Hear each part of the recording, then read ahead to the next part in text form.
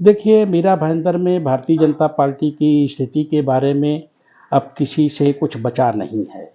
यह बात तो सच है कि नरेंद्र मेहता पिछले टर्म के अंदर यहाँ के विधायक थे और उनके नेतृत्व में इस शहर का बहुत बड़ा विकास हुआ है। देखिए, मुंबई का उत्तर भारतीय समाज के बारे में मैं बहुत कुछ कहूँ तो बड़ा दुख होता है।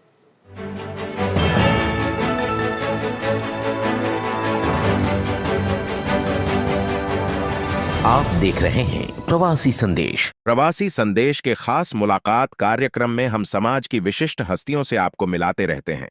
उसी श्रृंखला में आज आपकी मुलाकात करवा रहे हैं मीरा भाईंदर के दिग्गज भाजपा नेता पंडित जटाशंकर पांडेय से, जिनके साथ साक्षात्कार किया है हमारे संवाददाता अभिज्ञान उपाध्याय ने। इस मुलाकात में पांडेय जी ने अपने निजी जीवन के साथ ही स्थानीय राजनीति और उत्तर भारतीय समाज के बारे में खुलकर बात की। उम्मीद है ये मुलाकात आपको बेहद पसंद आएगी। नमस्कार, मैं विज्ञान प्रवासी संदेश के खास मुलाकात सीरीज में आज हम आपकी मुलाकात कराएंगे भारतीय जनता पार्टी के नेता और मीरा भाईंदर के वरिष्ठ भाजपा उपाध्यक्ष जटाशंकर पांडेय से, और उनसे हम तमाम सामाजिक और राजनीतिक मुद्दों पर चर्चा भी करेंगे। पांडे जी, सबसे पहले आप अपने बारे में हमें कुछ बताएं। जन्मभूमि से कर्मभूमि तक आपकी शिक्षा और मुंबई कब आना हुआ, यहाँ आने के बाद आपका सफर कैसा रहा? बहुत अच्छा सवाल आपने पूछा। मैं गांव जौनपुर जिले के अंदर जो है मड़ियाहू तहसील से कशेरू मोहनपुर मेरा गांव है, और मेरा बचपन का 5वीं तक मैं जो है अपने गांव के प्राथमिक विद्यालय में अपना अध्ययन किया हूँ। मेरे पिताजी जो है मुंबई में में नौकरी करते थे, और मेरे चाचा ताऊ जो है गांव के खेती में मेरी खेती है और गांव में वो खेती का व्यवसाय करते थे, और मैं वहाँ 5वीं तक पढ़ाई किया था। फिर इसके बाद मुंबई आ गया। मैं मुंबई में जब 11 साल का था 1969 में 22 मई 1969 को मैं मुंबई शहर में सिवड़ी में आकर रहता था, और उस समय मैं 7वीं का विद्यार्थी था। मेरे पिताजी मिल में नौकरी करते थे, और एक छोटे से झोपड़े में मैं उनके साथ में अपना सफ़र शुरू किया था, और 8वीं से लेकर के एसएससी तक सीताराम प्रकाश हाई स्कूल का मैं विद्यार्थी था।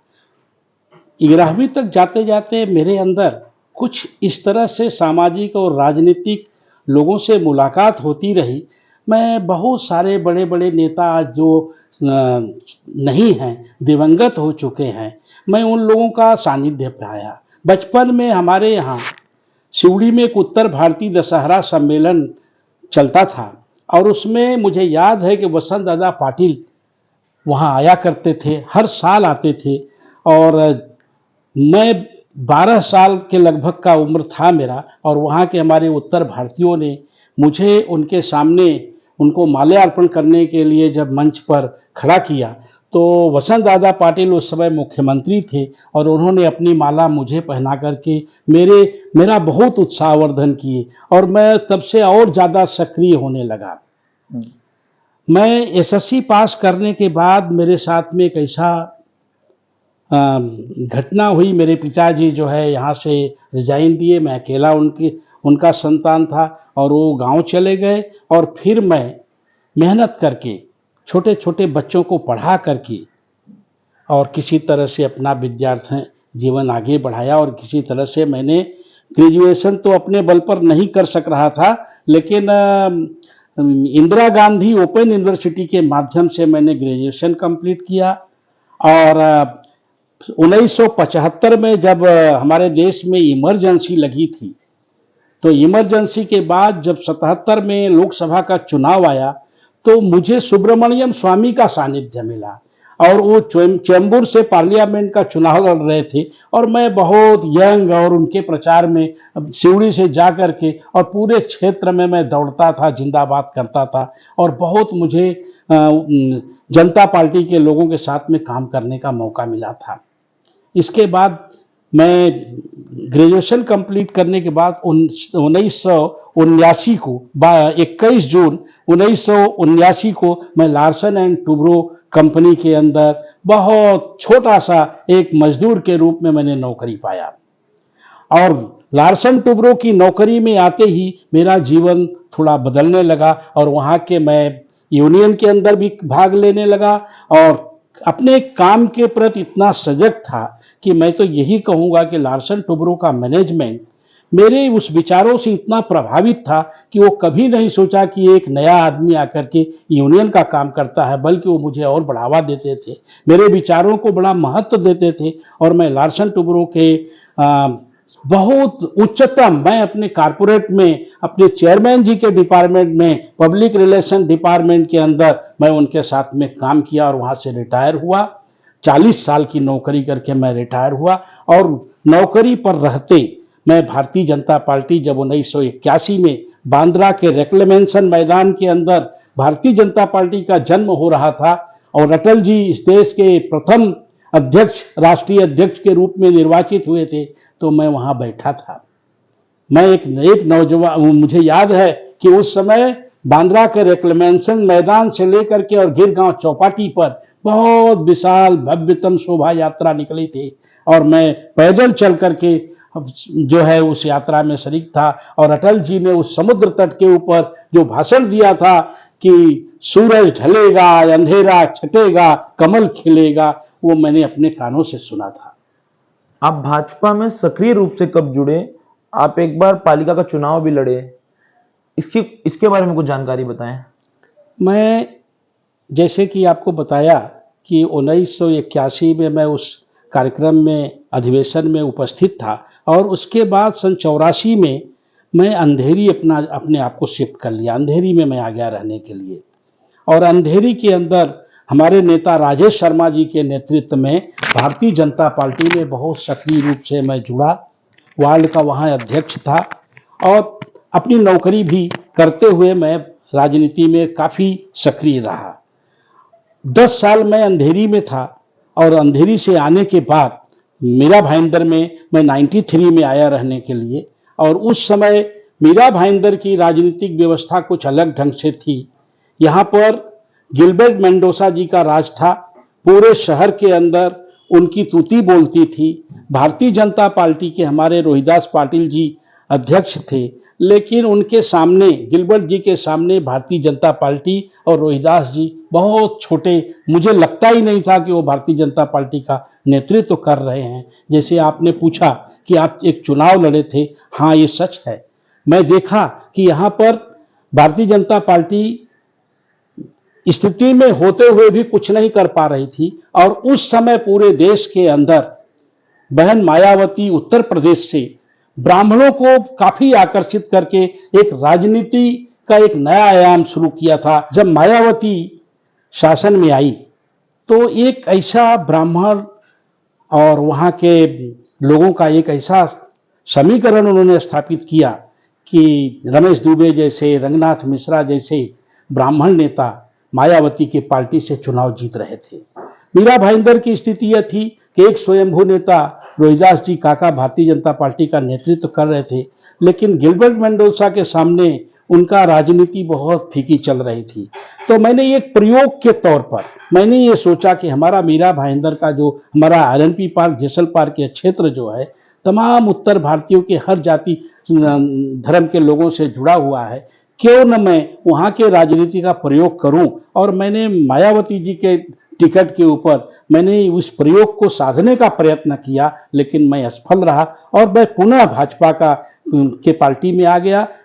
मीरा भाईंदर में आपकी पार्टी का स्थिति क्या है, बताएं। देखिए, मीरा भाईंदर में भारतीय जनता पार्टी की स्थिति के बारे में अब किसी से कुछ बचा नहीं है। जैसे कि मैंने कहा कि भारतीय जनता पार्टी को गिलबर्ट मेंडोसा के सामने आज एक बहुत बड़ा विस्तार रूप देने का अगर किसी ने साहस किया, हिम्मत किया, संघर्ष किया, तो एकमात्र नेता नरेंद्र मेहता जी हैं। और नरेंद्र मेहता जी ने भारतीय जनता पार्टी को मीरा भाईंदर के अंदर काफ़ी संघर्षों के साथ में, उनके साथ में तब से जुड़ा रहा है और देखा कि कई बार तो उनके शरीर पर बहुत बड़े हमले कराने की भी साजिश रही, लेकिन उन हमलों से वो बचे। और आप सभी लोगों ने देखा कि मीरा भाईंदर के अंदर उन्होंने महानगर पालिका के अंदर भारतीय जनता पार्टी का वर्चस्व कायम किया। एक बार चुनाव उन्होंने स्वयं हारे 25,000 वोटों से, और इसके बाद उन्होंने अपनी हिम्मत नहीं छोड़ी, अपनी लगन नहीं छोड़ी, लोगों के काम में लगे रहे और दूसरी बार विधायक बने। लेकिन एक सच्चाई यह भी होती है कि जब परिवार बढ़ता है तो लोगों की सोच बढ़ती है, लोगों की इच्छाएं बढ़ती हैं। मेहता जी ने जिन जिन लोगों को अपने पार्टी में, अपने साथ में जोड़ा था, सब लोग अपनी अपनी कुछ न कुछ लालसा लेकर के उनके साथ जुड़े थे, और काफ़ी लोगों ने, अपनों ने ही काफ़ी उनको धोखा दिया। परिणाम स्वरूप ये सच्चाई है। भारतीय जनता पार्टी के लोग माने या ना माने, या लोग कहें या न कहें, लेकिन मैं स्पष्ट रूप से कहता हूं कि, और सभी पार्टियों के अंदर, देश के अंदर जब परिवार बड़ा होता है तो मनमुटाव होता है। ऐसे ही हमारे पार्टी के अंदर मनमुटाव खड़ा हुआ है, और है, लोगों को दिखाने के लिए लोग जोड़ते हैं, लेकिन अगर वरिष्ठ लोग इस पर सही ढंग से ध्यान नहीं देंगे तो अपने अपने स्वार्थ के अंदर मीरा भाईंदर के राजनीति करने वाले, आयात किए हुए दूसरे दूसरे पार्टियों से भारतीय जनता पार्टी में शामिल हुए लोग शायद भारतीय जनता पार्टी को पीछे ढकेल देंगे। नरेंद्र मेहता ही एक ऐसा व्यक्ति शुरू से लेके आज तक संघर्ष कर रहा है, आज भी लोग उसके पीछे हैं, मेहनत कर रहा है। अब यही सोचिए कि जिस गुट ने आज मीरा भाईंदर के अंदर एकदम पद विहीन कर दिया था नरेंद्र मेहता के लोगों को, आज नरेंद्र मेहता के लोग उसके साथ में बड़ी सी बड़ी संख्या में बिना पद का आज उसके साथ काम कर रहे थे। पद श्रेष्ठी लोगों को आज समझ में आया है, कुछ ध्यान दे रहे हैं, आज उनको फिर से वर्चस्व देने के लिए सोच रहे हैं, और यही साकार होगा कि अगर नरेंद्र मेहता के नेतृत्व में आगे का चुनाव लड़ा जाएगा तो बीजेपी का सुजलाम सुफलाम होने में कोई रोक नहीं पाएगा। स्थानीय राजनीति में आपका लक्ष्य क्या है? मेरा मतलब चुनावी राजनीति में। देखिए, कोई भी लक्ष्य स्थानीय समस्या और स्थानीय विकास से संबंधित होता है। यह बात तो सच है कि नरेंद्र मेहता पिछले टर्म के अंदर यहाँ के विधायक थे, और उनके नेतृत्व में इस शहर का बहुत बड़ा विकास हुआ है। रास्ते, पानी, गटर, यहाँ की मेट्रो, यहाँ के कोर्ट, यहाँ का पुलिस मुख्यालय, ये सब नरेंद्र मेहता की देन है। चुनाव इसी आधार पर लड़ा जाता है, इन सब बातों को बता करके आगे जो है लड़ाई लड़ी जाती है, और इसको तो कोई झुठला नहीं सकता है। सूर्या ड्रम का पानी आज यह बता रहा है कि मीरा भाईंदर शहर को, जिस शहर के अंदर आज के 20 साल पहले लोग अपने बच्चों को पानी नहीं पिला सकते थे, इतना महंगा टैंकर का पानी लेकर के अपना जीवन यापन करते थे, आज इस शहर को 24 घंटे पानी मिलने जा रहा है। ये हमारे पूर्व मुख्यमंत्री देवेंद्र फडणवीस और यहाँ के आमदार नरेंद्र मेहता की ही देन है, और यही सब विकास देख करके आगे की रणनीति से भारतीय जनता पार्टी जो है यहाँ पर चुनाव जीत सकती है। इस शहर का विकास हो सकता है। और आपका क्या लक्ष्य है? मेरा लक्ष्य यह है कि ऐसे में डायरेक्ट जितना मैं नरेंद्र मेहता का गुणगान कर रहा हूं, मुझे लोग बहुत कहेंगे कि भाई नरेंद्र मेहता के खास, आजकल लोग चापलूस कहते हैं, उनका बहुत नजदीकी कहते हैं, लेकिन मैं ये सब बात में विश्वास नहीं करता हूं। मेरा एक ही कहना है कि नरेंद्र मेहता ने मेरा ही विकास नहीं किया है, पूरे शहर का विकास किया है। आज हम 2-2 लाख, 1-1 लाख रुपए के अंदर घर लिए थे, आज विकास की प्रक्रिया ने आज घरों की कीमत इतनी तेजी से बढ़ा दिया है कि सबका, हर पार्टी के कार्यकर्ता का, पूरे निवास भाईंदर मीरा रोड के सारे निवासियों का अपने आप उनके मकानों की कीमत बढ़ गई है, सबको फायदा मिला है। तो जब विकास होगा तो हम विकास के साथ में हैं। अगर शहर का विकास है तो हम शहर के विकास के साथ में हूं, भारतीय जनता पार्टी के साथ में हूं, और भारतीय जनता पार्टी और इस शहर का विकास अगर नरेंद्र मेहता ने किया है तो मैं उसके साथ में हूं। राजनीति में आपका आदर्श कौन है? मेरा राजनीति में आदर्श अटल जी, दीनदयाल उपाध्याय जी, जिनका जीवन संघर्षमय रहा। दीनदयाल जी अपने परिवार को त्याग करके, सारे लोग उनका साथ छोड़ दिए, पिता का साया छूट गया, माता का साया छूट गया, उनके भाई का साया छूट गया, और एकला चलो में देश के लिए जो उन्होंने दिशा स्थापित की, समाज के अंतिम आदमी के लिए जो सोच लेकर के इस भारतीय जनसंघ को खड़ा किया, और वही भारतीय जनसंघ जो भारतीय जनता पार्टी के रूप में अटल बिहारी वाजपेयी जी ने नेतृत्व दिया, और आज नरेंद्र मोदी जी उसी विचारधारा को गरीबों के लिए, समाज के अंतिम आदमी के लिए जो कुछ कर रहे हैं, यही वास्तविक सोच है, यही वास्तविक देश का विकास है। मुझे गर्व है कि हमारे भारतीय जनता पार्टी के सभी नेता पंडित दीनदयाल उपाध्याय जी के विचारों से प्रेरित होकर के आज उसी रास्ते पर चल रहे हैं और देश का विकास हो रहा है। यही मेरा लक्ष्य है और यही मेरा सपना है और यही मेरा जीवन है। मुंबई के उत्तर भारतीय समाज के बारे में आपका क्या विचार है? देखिए, मुंबई का उत्तर भारतीय समाज के बारे में मैं बहुत कुछ कहूँ तो बड़ा दुख होता है। उत्तर भारतीय जब कांग्रेस की राजनीति चलती थी तो बांकेराम तिवारी जी, मैं याद है मुझे, टोपी लगा करके झोपड़पट्टी चालों में घूम घूम करके 10-10 रुपया जमा करते थे और एक उत्तर भारतीय भवन का निर्माण किए थे। लेकिन मैं मानता हूँ कि वो 10-10 रुपया देने वाला उत्तर भारतीय शायद इतने बड़े उत्तर भारतीय भवन के अंदर उसका फायदा नहीं पहुंच पाता है। आज उत्तर भारतीयों के नेता बहुत हैं, लेकिन उत्तर भारतीयों के समस्याओं के लिए नहीं है। बड़े बड़े कद लेकर के समाज से अपना स्वागत करा रहे हैं, विचारधारा को अपने अपने ढंग से जोड़ करके अपने अपने स्वार्थ से लेके चल रहे हैं। कोई उत्तर भारतीयों का हितैषी बन करके उत्तर भारतीयों के प्रति आज तक कोई नेता ऐसा नहीं दिखाई दिया कि उत्तर भारतीयों की समस्याओं के लिए कुछ करे। यदा कदा कुछ लोग उत्तर भारतीय भवन की बात करते हैं। मैं कहता हूं कि भवन वगैरह की क्या जरूरत है। आज हमारा समाज छोटे से लेके बड़े तक है। अगर किसी अधिक से अधिक संख्या में जो समाज कहीं बीमार पड़ा है, कहीं गरीबी में पड़ा है, जिनके बच्चे पढ़ाई नहीं कर सकते हैं, जिनकी दवाई नहीं हो सकती है, अगर समाज का काम उस अंतिम आदमियों के लिए कुछ समाज के नाम से, उत्तर भारतीयों के नाम से, उत्तर भारतीयों के लिए मिले तो अच्छी बात होगी। लेकिन आज सबसे बड़ी बात है कि उत्तर भारतीय नेताओं के ऊपर किसी आम उत्तर भारतीय का कोई विश्वास ही नहीं बचा है। मीरा भाईंदर की उत्तर भारतीय राजनीति को आप किस नजर से देखते हैं? देखिए, मीरा भाईंदर शहर जो है मुंबई से एकदम सटा हुआ शहर है। मुंबई के उत्तर भारतीयों का छाप तो यहाँ भी पड़ता है।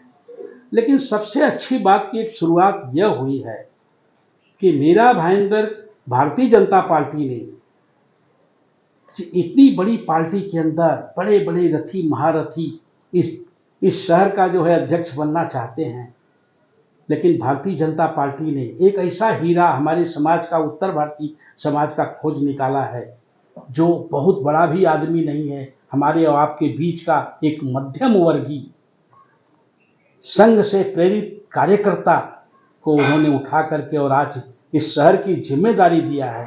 मैं तो कहता हूं सारे उत्तर भारतीय समाज को गर्व करना चाहिए। और किशोर शर्मा जी को जो ये इतनी बड़ी पार्टी का, विश्व की सबसे बड़ी पार्टी का, इस जिले का जो अध्यक्ष बनाया गया है, जो इतनी बड़ी जिम्मेदारी मिली है, हम सभी उत्तर भारतीयों का ये दायित्व होता है कि हम उनका साथ दे करके अपनी एकता को प्रदर्शित करें और भारतीय जनता पार्टी को मीरा भाईंदर में इतना बड़ा बनाएं कि यह संदेश जाए कि हमारा उत्तर भारतीय समाज एक साथ में है। हमारे बीच से निकला हुआ किशोर शर्मा हमारा उत्तर भारतीय नेता है, भारतीय जनता पार्टी का नेता है, और भारतीय जनता पार्टी ही आज यह साबित कर दी है कि हम गरीबों की पार्टी है, मध्यम लोगों की पार्टी है, किसी बड़े लोगों की पार्टी नहीं है। आज यह साबित हो चुका है और यह हमारे उत्तर भारतीयों के लिए गर्व की बात है। सवालों का सिलसिला बंद करूं उससे पहले मैं चाहूंगा, प्रवासी संदेश के दर्शकों को आप क्या संदेश देना चाहेंगे? प्रवासी संदेश के लिए मैं सबसे पहले यह संदेश दूंगा कि शहर में बहुत सारे लोग इस तरह से सीरियल बनाकर काम करते हैं। मुझे याद आता है किसी कवि ने कहा था कि भूषण के सपूतों है लेखनी की सौगंध तुमको, लिखो तो सच्चाई लिखो वरना कलम तोड़ दो। प्रवासी संदेश अगर सच्चाई को इस जनमानस के अंदर लाकर खड़ा करता है तो जनमानस को प्रवासी संदेश की सच्चाई को परखते हुए एक अच्छी ऊंचाई में साथ देने का और मानने का और प्रवासी संदेश को और ऊंचा उठाने के लिए मैं यही कहूँगा, प्रार्थना करूँगा, निवेदन करूँगा कि अपने प्रवासी संदेश जो है दिन दुना रात चौगुना प्रगति करें। तो ये थे हमारे साथ भाजपा के वरिष्ठ नेता जटाशंकर पांडे। खास मुलाकात में हम आपको दिग्गज या हस्तियों से मिलाते रहे हैं, आने वाले समय मिलाते रहेंगे। तब तक के लिए बने रहिए प्रवासी संदेश से। प्रवासी संदेश को लाइक करें, शेयर करें, कमेंट करें, सब्सक्राइब करें और बेल आइकन जरूर दबाएं।